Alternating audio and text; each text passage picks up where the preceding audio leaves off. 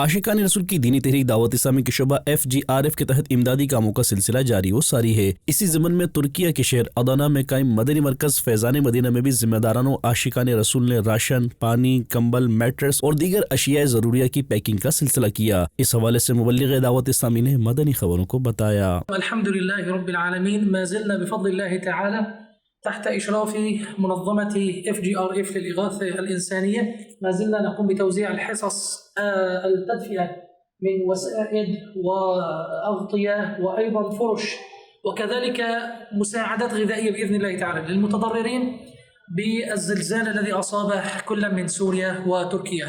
نحن في مدينة أضنا في جمعية فيض المدينة الخاصة التابعة لمركز الدعوة الإسلامية. نسأل الله سبحانه وتعالى أن يوفقنا ويوفق كل من ساعد المركز وأعان في خدمة هؤلاء الناس إخواننا المتضررين.